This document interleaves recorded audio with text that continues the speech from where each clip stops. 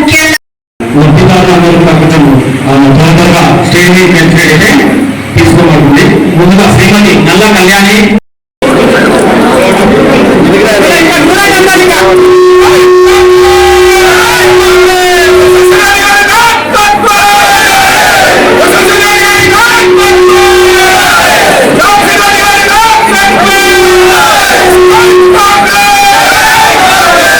కార్యక్రమానికి వచ్చిన ఆఫీసర్స్ కి, అట్లనే వేదిక మీద ఉన్న ఏసీ చైర్మన్, ఎవరైనా డైరెక్టర్స్ ఉంటే డైరెక్టర్స్, లబ్ధిదారులకి, లీడర్లకి, ప్రింట్ అండ్ ఎలక్ట్రానిక్ మీడియా సోదరులందరికీ కూడా పేరు పేరున నమస్కారాలు.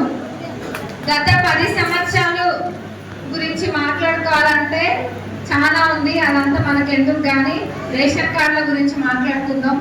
రేషన్ కార్డులు 10 ఇయర్స్ ఎవరికి కూడా ఒక్కరికి కూడా రేషన్ కార్డులు ఇవ్వలేదు. వేరే మండలాలలో ఇక్కడ కూడా పాలకుర్తి నియోజకవర్గంలో కొత్తగా 10 సంవత్సరాలలో అయితే రేషన్ కార్డు రాలేదు. మీకు ఎవరికైనా రేషన్ కార్డులు వచ్చినాయా? గత 10 సంవత్సరాలలో ఎక్కడైతే బై ఎలక్షన్స్ వచ్చినాయో అక్కడ వాళ్ళ ఓట్లు పడాలన్న ఉద్దేశంతో బై ఎలక్షన్స్ ఉన్న ఒక్క దగ్గరనే వాళ్ళు రేషన్ కార్డులు ఇచ్చింది తప్ప వేరే ఏ నియోజకవర్గాలలో రేషన్ కార్డులు ఇవ్వలేదు. ఇప్పుడు ఏమైనా అంటే ఇవ్వండి బయటకు వచ్చి మేము ఇచ్చినాము రేషన్ కార్డులు, మేము ఇచ్చినాము అని అంటున్నారు. మరి ఎవరికి రేషన్ కార్డులు ఎవరికి ఇచ్చినామని చెప్పుకుంటున్నారో వాళ్ళకి మరి ఓటు పైన వాళ్ళ ఫ్రస్ట్రేషన్ లో ఏం మాట్లాడుతున్నారో వాళ్ళకే తెలుస్తలేదు. వాళ్ళేమో మాటలు చెప్పి వదిలేసిండ్రు. కానీ మన ప్రభుత్వంలో ప్రతి ఒక్కరికి రేషన్ కార్డు ఉండాలని అప్పుడు రాజశేఖర్ రెడ్డి గారి హయాంలో కాంగ్రెస్ ప్రభుత్వంలో రేషన్ కార్డులు ఇచ్చిండ్రు. మళ్ళీ వీళ్ళు వచ్చినాక బీఆర్ఎస్ వాళ్ళు ఉన్నప్పుడు ఒక్క రేషన్ కార్డు ఇవ్వలేదు. మళ్ళీ ఇప్పుడు ఇంద్రమ్మ రాజ్యంలోనే రేషన్ కార్డులు వస్తున్నాయి. రేషన్ కార్డులు వస్తున్నాయి. ఇది ఒక నిరంతర ప్రక్రియ, ఎప్పుడు కూడా వస్తూనే ఉంటాయి. ఇంకా ఎవరు రానోళ్ళు ఉన్నా కానీ అప్లై చేసుకోవాలి. ఖచ్చితంగా అర్హులైన వాళ్ళందరికీ కూడా రేషన్ కార్డులు వచ్చి తీరుతాయి. దీనికి మన గౌరవ ముఖ్యమంత్రి గారికి, ఉప ముఖ్యమంత్రి గారికి, మంత్రులందరికీ కూడా మన పాలకుర్తి నియోజకవర్గం నుంచి ప్రత్యేక ధన్యవాదాలు తెలియజేస్తున్నా రేషన్ కార్డులు ఇచ్చినందుకు. ఎందుకంటే చాలా మంది ఇబ్బంది పడేటారు. ఎప్పుడు వెళ్ళినా కానీ మాకు రేషన్ కార్డు కావాలని ఎన్నో సందర్భాలలో మీరు అందరు అడిగిన వాళ్ళే ఉండొచ్చు.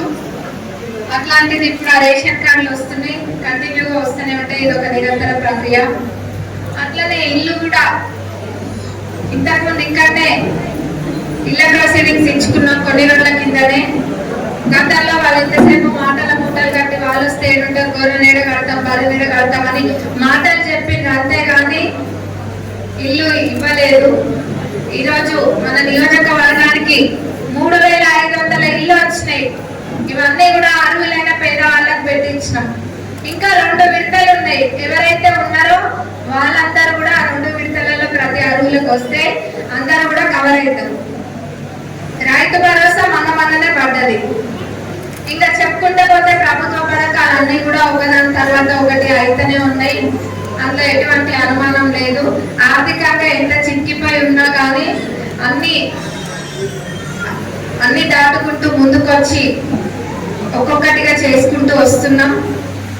మన నియోజకవర్గానికి వస్తే నేను చాలా సార్లు చెప్తూ ఉంటా, పాలకుర్తి చెన్నూరు రిజర్వేర్ కంప్లీట్ చేస్తాను. అట్లనే దేవరూపల్లో 131 కోట్లతోటి సబ్ స్టేషన్ కూడా రావడం జరిగింది. దాంతో పాటు నేను ఇక్కడ గోడౌన్ మన రాయపర్తి గోడౌన్ కోసం వచ్చినప్పుడు నేను ఇక్కడ కూడా దేవరూపల్లో కూడా గోడౌన్ కావాలని అడిగినా తప్పకుండా పెట్టిస్తా అన్నారు. ఆ ప్రపోజల్ ఖచ్చితంగా పెడతా. దేవరూపలకు కూడా గోడౌన్ తెచ్చుకుందాం. ఇంకా ఏమున్నా కానీ దేవరూపల డెవలప్మెంట్ కి 100% ముందుకు తీసుకెళ్తానని మీ అందరికి మాటిస్తున్నా. మనమేమో ఎట్లా ఏం చేస్తే అభివృద్ధి జరుగుతుందన్న ఆలోచనతో మీటింగ్లు పెట్టుకోనో లేకపోతే దాన్ని ఎట్లా తీసుకెళ్లాలని ఆలోచన మనకుంది. కానీ కొంతమంది యాత్రలు చేస్తున్నారు. ఏం యాత్రలు చేస్తున్నారో వాళ్ళకే తెలియాలి. పాదయాత్ర చేస్తున్నట్ట. మన పాదయాత్రతో అయితే మొత్తం అందరు స్టేట్ లో అందరు నమ్ముకునే విధంగా చేస్తున్నారు. ఎందుకంటే ఆల్రెడీ ఆ రోజు నేను మీటింగ్ పెట్టుకుంటుంది.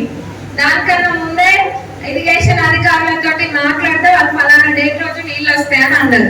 అన్నా కానీ మళ్ళీ నేను మీటింగ్ పెట్టుకుంటే 5 రోజులు అని చెప్పిండ్రు. వాళ్ళు కరెక్ట్ గా 5 రోజులు అని చెప్పిండ్రు. మీరు ఇదంతా కాదు, నాకు నీళ్లు రావాలి, కరెక్ట్ గా విడుదల చేయాలి, చేయాల్సిందే మీరు అంటే 5 రోజులలో ఫుల్ ప్రెషర్ తోటి నీళ్ళు వదులుతాం మేడం అని చెప్పిండు. అప్పుడు అక్కడ లెవెల్స్ పెరిగితే వాటర్ లెవెల్స్ అప్పుడు వదలగలుగుతాం మనం అని.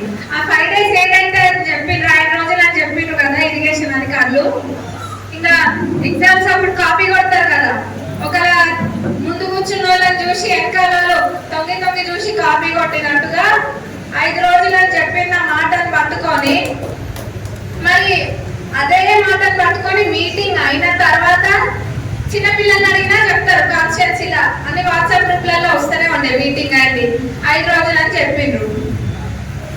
అది పట్టుకొని పాదయాత్ర అని మొదలు పెట్టిండ్రు. కొని ఆ పాదయాత్ర ఏదో 10 సంవత్సరాలు చేస్తుంటే మనకి కష్టాలు ఉండకపోయేవి కదా, మన రిజర్వాయర్లు పూర్తయ్యేవి కదా, మన కాలువలలో కూడికలు తీపించుంటే ఈ కష్టమే ఉండకపోవు కదా మనకి. మేము వచ్చినాక మా సొంత డబ్బులతో తీపించినాం కదా. అవన్నీ పక్కన పెట్టి మొదలు పెట్టి పోయినట్ట మన రైతులు చేసేది పాదయాత్ర దేనికి? రైతుల కోసం. మన రైతులే లేరు, ఎవరు 4 వేసుకొని తిరిగితే అందరు నవ్వుకుంటేది. రాష్ట్రంలో అందరు చూసి అయ్యో ఇదేం పని, ఎగ్జామ్ లో కాపీ కొట్టినట్టు కొట్టి ఇదేం పని, అయ్యో వాళ్ళు చెప్పినాక ఒకసారి అంటే చూడడానికి ముందుకుంటది, ఒకసారి బాయే 2 సార్లు బాయే 3, 4 ఎప్పుడు అంతే. మనం ఎప్పుడు ఏది పెట్టుకొని అధికారులు ఏదైనా డేట్ ఇస్తే చాలు దాన్ని పట్టుకొనే మాట్లాడతారు. ఒక పెద్ద రికం ఉన్న వాళ్ళు పెద్ద రికం ఉండాలి. అనవసరంగా ఇజదంతా పోయింది కదా, ఇజదంతా గమేలానే కదా. రైతుల కోసము తిరిగేటోళ్ళు అట్లాంటి పనులు చేస్తారా, పని అయ్యేటట్టు చూడాలి. ఇంకా నేను కూడా అనుకున్నా సరేలే మనం చేసిన కష్టం అయితే ఎట్టుపోదు, మనకి రైతులకి నీళ్లు రావాలి, ఆ నీళ్ళు వచ్చేది వస్తుంది. కొత్తగా తిరుగుతా అంటే తిరగనియండి, ఇంకా ఏమి టైం పాస్ కాకపోతే తిరుగుతుంటే మరి ఎవరేం చేస్తారు. పక్కన ఉన్న ఎమ్మెల్యే గారు కూడా చెప్తుంటే లాభదీపం అంటుంటేది, వర్ధన్నపేట ఎమ్మెల్యే గారు కూడా అన్నారు.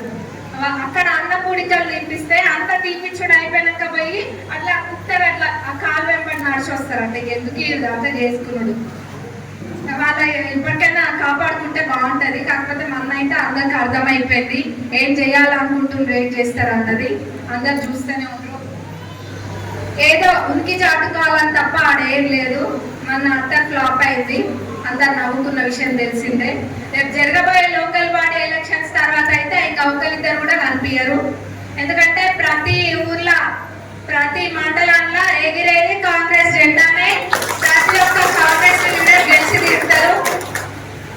ఆ ఎలక్షన్స్ కి మీరు అందరూ కూడా వార్డ్ మెంబర్లని, సర్పంచ్లను, జెడ్పీటీసీలను, ఎంపీటీసీలను గెలిపించుకునే బాధ్యత మీ అందరి మీద ఉంది.